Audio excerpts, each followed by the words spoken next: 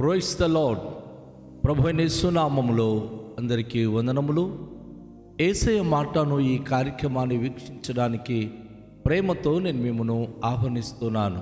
ఈ దినము యోహాను సువార్త 19వ అధ్యాయము 23వ వచనము నుండి 27 వచనాల వరకు ధ్యానించుకుందాం. సైనికులు యేసును సిలువ వేసిన తర్వాత ఆయన వస్త్రములు తీసుకొని ఒక్కొక్క సైనికునికి ఒక్కొక్క భాగము వచ్చినట్లు వాటిని 4 భాగములుగా చేసిరి. ఆయన అంగిని కూడా తీసుకొని ఆ అంగి కుట్టు లేక పైనుండి యావత్తు నెయ్యబడినది గనుక అతడు వచ్చి యేసు దేహమును తీసుకొని పోయెను. వారు దానిని చింపక అది ఎవని వచ్చునో అని దానికోసము చీట్లు వేయుదమనిరి. ఒకరితో ఒకరు చెప్పుకొనిరి. వారు ఆ వస్త్రములను తమతో పంచుకొని, నా అంగి కోసరము చీట్లు వేసిరి అను లేఖనము నెరవేరునట్లు ఇది జరిగెను. ఇందుకే సైనికులు ఇలాగు చేసిరి. ఆయన తల్లియు ఆయన తల్లి సహోదరియు లేఫా భార్య అయిన మరియయు మగ్దలేని మరియయు యేసు సిలువ యొద్ద నిలుచుండిరి. యేసు తన తల్లియు తాను ప్రేమించిన శిష్యుడును దగ్గర నిలుచుండుట చూచి, అమ్మా, ఇదిగో నీ కుమారుడు అని తన తల్లితో చెప్పెను. తరువాత శిష్యుని చూచి, ఇదిగో నీ తల్లి అని చెప్పెను. ఆ గడియ నుండి ఆ శిష్యుడు ఆమెను తన ఇంట చేర్చుకొనెను. ప్రియదేవునికి బిడలారా, ఈ వచన భాగంలో ప్రభుని యేసుక్రీస్తు వారు కలువరి శిలువపై మరణించినప్పుడు ఆయనకు సిలువ వేసిన తర్వాత తన వస్త్రములు తీసుకొని వారు 4 భాగములుగా చింపి సైనికులు ఒక్కొక్క భాగము ఒక్కొక్కరు తీసుకొని వెళ్ళిపోతున్నారు. ఇక్కడ మనం ఒక మాట గమనించాలి.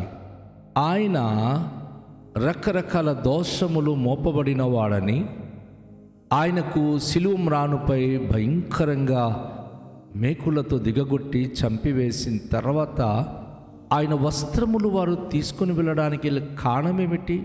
సాధారణంగా ఒక వ్యక్తి గనుక మనం అసహించుకొని ఆయనకి చంపిన తర్వాత తన వస్త్రములు కానీ తన వస్తువులు కానీ మనం ముట్టుకోవడానికి ఇష్టపడము. కానీ ఇక్కడ యొక్క అద్భుతమైన విషయం దాగి ఉన్నాయి. అది ఏమిటంటే, యేసు ప్రభు వారి యొక్క వస్త్రమును ముట్టి అనేక మంది రోగులు స్వస్థత పొందారు. అనేక మంది వ్యాధిగ్రస్తులు బాగుపడ్డారు. ఆయన వస్త్రములో శక్తి ఉంది. ఆయన వస్త్రములో అద్భుతమైన దైవికమైన శక్తి నిండి ఉన్నాయి. కనుక ఈ సైనికులు ఆ వస్త్రాన్ని పారవేయడానికి వారికి ఇష్టం అనిపించలేదు. లోపల వారికి యేసు ప్రభు మీద ఒకలాంటి భయం ఉంది. బయటికి ఆ లోకరీత్యా ఆయనకి చంపాలి, యూదులు అప్పగించారు కాబట్టి రోమియో సైనికులు ఆయనను హతమార్చుకొని ఆయనకి సిలువ మీద ఎక్కించారు. కానీ ఈ వస్త్రములో ముక్కలు చేసుకొని తీసుకెళ్లేది యూదులు కాదు సుమా, ఇది రోమియులు.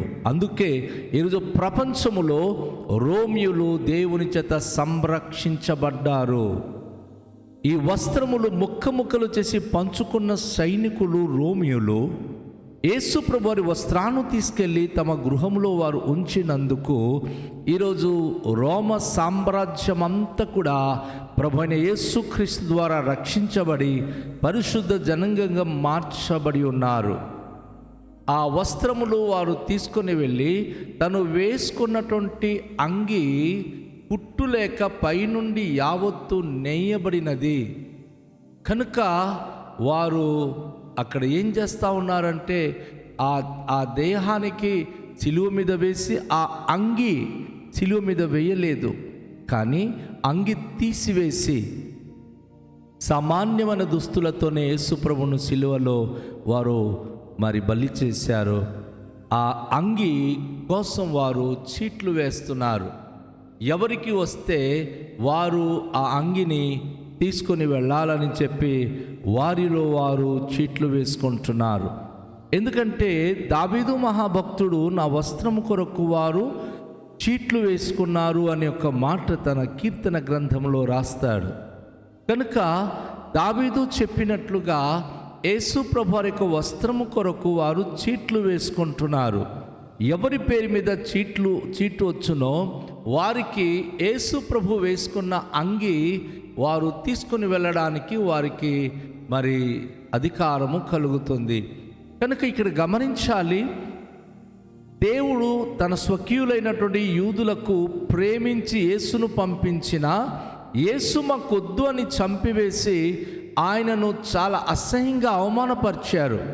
కానీ తనను చంపుతున్నటువంటి ఈ యొక్క రోమియుల కొరకు యేసు ప్రభువారు, తండ్రి వీరేమి చేయుచున్నారో వీరు ఎరుగరు గనుక వీరిని క్షమించు అన్న ప్రార్థన ఈ యూదుల కంటే రోమియులకు బాగా అది కార్యసాధకమైనది. వాస్తవంగా రోమియులకి యేసు ప్రభు ఎవరో తెలియదు, కానీ యూదులకు ఆయన నజరేయుడైన యేసు దైవ కుమారుడు, ఆయన ప్రవక్త, ఆయన మెస్సయ్య, అనేక విషయాలు వారికి తెలిసింది. కానీ తెలిసి వారు ప్రభు యేసుక్రీస్తును సిలువ వేయండి, సిలువ వేయుడి, హతమార్చండి అని చెప్పి ప్రధాన యాజకులు మొదలుకొని సామాన్యమైన జనాంగం వరకు భయంకరమైన కేకలు వేసి యేసు ప్రభును సిలువపైకి ఎక్కించారు. అయితే రోమా సైనికులకైతే యేసు ప్రభు గురించి ఏమీ తెలియదు. వారు సైనికులుగా వారికి అప్పగించబడిన పని వారు నిర్వహిస్తూ వారు యేసు ప్రభు వారి యొక్క వస్త్రమును వారు ముక్కలుగా చేసుకొని వారు పంచుకున్నారు, వారి యొద్ద ఉంచుకున్నారు. ఆయన అంగీ కోసం చీట్లు వేసి అది మాకు కావాలని కోరుకున్నారు. ఎందుకంటే ఆయన ఎవరు అంటే ప్రవక్త, ఆయన మెస్సయ్య, ఆయన యూదుల రాజు అని ఈ రోమా సైనికులకు అప్పటికే ప్రచురమైనది. అంతేకాకుండా రోమా సామ్రాజ్యపు అధికారి అయిన పిలాతు చక్రవర్తి నజరేయుడైన యేసు యూదులకు రాజు అని పై విలాసములు వ్రాసినప్పుడు సైనికుల గుండెల్లో ఈయన రాజు అని చెప్పి ఇతనికి ఎందుకు హతమార్చారు, ఈయన రాజువా అని చెప్పి వారి హృదయంతరంగంలో ఆయన పట్ల ఒకలాంటి భావము కలిగినవి. ఇక్కడ మనం గమనించినప్పుడు యేసు ప్రభువారు ఇంతటి ఘోరమైన పరిస్థితులలో ఆయన ఒక జనాంగానికి రక్షించడానికి ఒక ప్రత్యేకమైన ప్రణాళిక ఆయన కలిగి ఉన్నారు. అయితే ఆయన సిలువ దగ్గర ఉన్నప్పుడు ఆయన తల్లి అయిన మరియా, ఆ తల్లి అయిన సహోదరి యొక్క తల్లి అయిన సహోదరి, తర్వాత క్లేఫా భార్య అయిన మరియా, మగ్దలేని మరియా, యేసు ప్రభు సిలువ దగ్గర వీరందరూ నిలువబడి చూస్తూ ఉన్నారు. అయితే ప్రియులారా, ఇక్కడ యేసు ప్రభు వారు ఒక అద్భుతమైనటువంటి కార్యములు జరిగించారు. తొలుసురుగా యేసు ప్రభువారు మరియమ్మ కడుపులో పుట్టినందుకు ఆ మొదటి జ్యేష్ఠ సంతానం యొక్క హక్కు, ఆ బాధ్యత ఆయన నిర్వహించడానికి ఇక్కడ ఒక ప్రత్యేకమైన కార్యములు నిర్వహించినట్లుగా గమనిస్తున్నాం. వాస్తవానికి చాలామంది కుమారులు తండ్రులను పట్టించుకోకుండా విడిచిపెడుతున్నారు. తల్లిదండ్రులకు ప్రేమించట్లేదు, తల్లిదండ్రులకు ఆదరించట్లేదు, వారి సంరక్షణ బొత్తిగా నిరాకరిస్తున్నారు.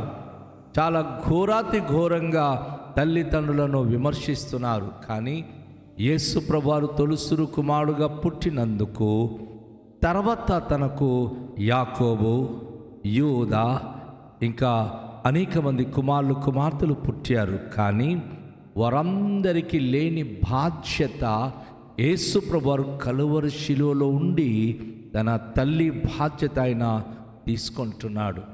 ఆయన ఇంకా కొద్ది గంటల్లో చనిపోబోతున్నాడు. కానీ ఆ ప్రక్కనే నిలుచున్న తన ప్రియమైన శిష్యుడైనటువంటి యోహానును చూస్తున్నాడు. ఒకవైపు తన తల్లి అయిన మరియమ్మను చూస్తున్నాడు. మరియమ్మను చూస్తూ అంటున్నాడు ఆయన, అమ్మా, ఇదిగో నీ కుమారుడు. అద్భుతమైన విషయం. అమ్మా, ఇదిగో నీ కుమారుడు అంటే ఇంతకాలము యేసు ప్రభుయే మరియమ్మకు కుమారుడు, కానీ యేసు ప్రభు ఒక ప్రాణంగా ప్రేమించే స్నేహితుడుగా శిష్యుడైన యోహాను అక్కడ ఉన్నాడు కనుక యేసు ప్రభు వారు యోహానును చూస్తూ ఇక తన బాధ్యత యోహానుకు ఇవ్వాలని, అమ్మ ఇదిగో నీ కుమారుడు అని వాళ్ళమ్మను ఆ యోహానుకు చూపిస్తున్నాడు. అదే సమయంలో యోహానుకు కూడా యేసు ప్రభు నిఠారుగా చూస్తూ ఆ యోహానుకు అంటున్నాడు, సహోదరుడా, ఇదిగో నీ తల్లి. అద్భుతమైన విషయం. తల్లి యొక్క రెస్పాన్సిబిలిటీ, బాధ్యత యోహానుకు దేవుడు అప్పగించాడు.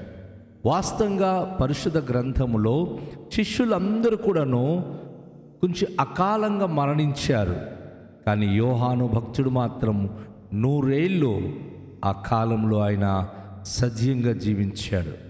ఆయన మరణించకుండా సజీవంగా జీవించిన దీర్ఘకాలిక వయసు కలిగిన వాడు ఎవరు అంటే యేసు ప్రేమించిన శిష్యుడైన యోహాను. యోహానుకు ఆ బాధ్యత ఇచ్చాడు, సహోదరుడా ఇదిగో నీ తల్లి అని. ఆ శిష్యుడు ఆ గడియలోనే యేసు ప్రభు తల్లి అయిన మరియమ్మను తన ఇంట చేర్చుకున్నాడు. నా ప్రియ సోదరి సహోదరుడా, తల్లి తండ్రులను ఎప్పుడు మనము నిరాకరించకూడదు. వారిని పోషించే బాధ్యత మనము తీసుకోవాలని ఈ వాక్యం ద్వారా మరొకసారి బోధించబడుతున్నాం. యేసు ప్రభువారు దేవుడై ఉన్నప్పుడు కూడాను, ఆయన అద్వితీయ దేవుని కుమారుడై ఉన్నప్పుడు కూడాను లోకరీత్యగా కన్య మరియమైన గర్భములో అతను పుట్టినందుకు ఆ మరియమ్మ తల్లిని తన తుది శ్వాస విడిచిపెట్టే వరకు తనకొక సంరక్షకుడు కావాలి.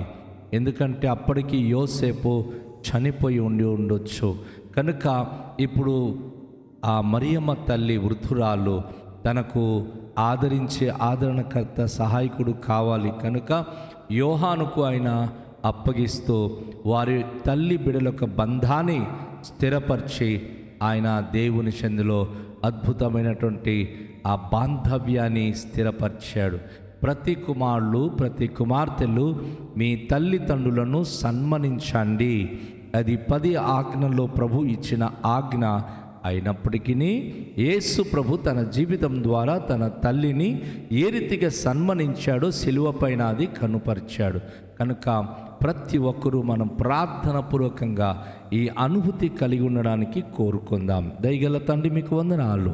ఈ దినము మా ప్రియ ప్రభు అయిన యేసుక్రీస్తు నేర్పించిన బోధ ద్వారానేమి శిలువ యాగంలో ఆయన చేసినటువంటి అద్భుతమైనటువంటి ఈ యొక్క ప్రభువా నైనా కార్యములనేమి ప్రభువా మేము గ్రహించి మేము స్తుతిస్తున్నాం.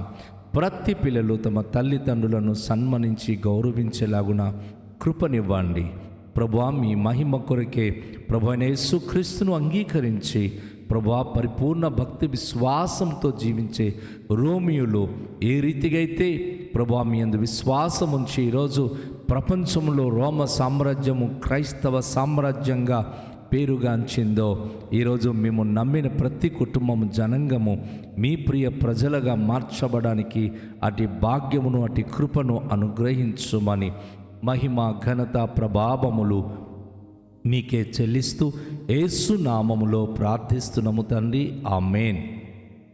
అందరికీ షాలోం. ప్రభు మనలను దీవించునుగాక.